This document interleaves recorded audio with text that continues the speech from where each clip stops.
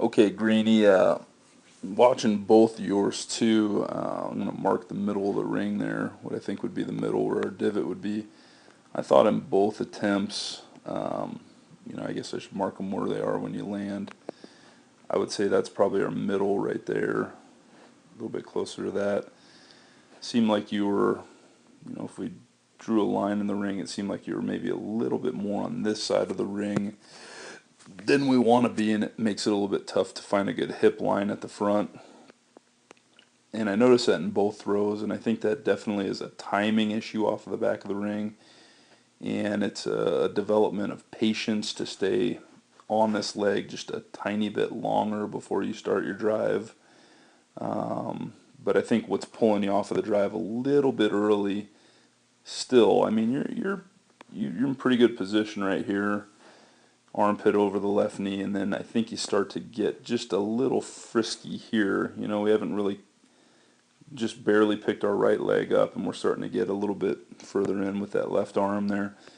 I would say probably twice as much as what you got to do in the discus. You're going to have to be a little bit slower and more patient over that left leg, maybe a little bit more depth in it. Just think of it as a low, kind of slow-moving squat movement, and let that set up the timing for you. And that ought to get you to the middle of the ring a little bit better. Over rotators, you can move them over a little bit more, and that's easy. But when you under rotate a tiny bit, that's just a patience thing off the back of the circle.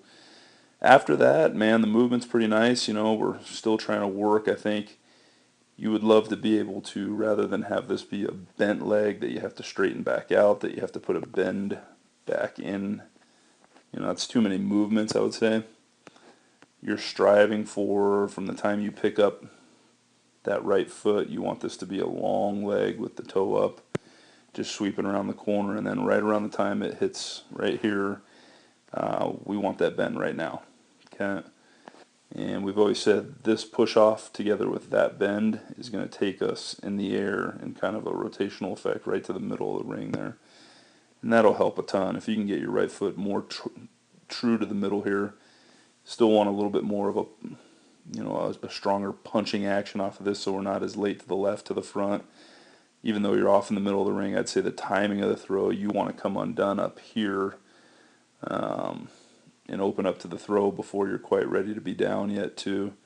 So you're close. I mean, you felt like you couldn't get into these throws here. I was kind of thinking, watching in competition that day, you might have been putting this right foot a little bit further out this way and stopping your momentum. But I think you do a pretty good job of getting it right up underneath you. So you're going to be able to move through that right leg. I just think it's purely, do I feel comfortable with the hip line that I have set up, where I'm able to actually rotate and deliver into the throw. And I don't think we had that as much the other day. You can see you're starting to apply the arm strike on the ball here, and we're still here and here. We haven't quite squared up in the direction we want to go with it yet. So that's more of a timing issue with that late left leg off the back, getting it to the front. And we just got to work a little bit more diligently over that left side out of the back to get to the middle there. Okay.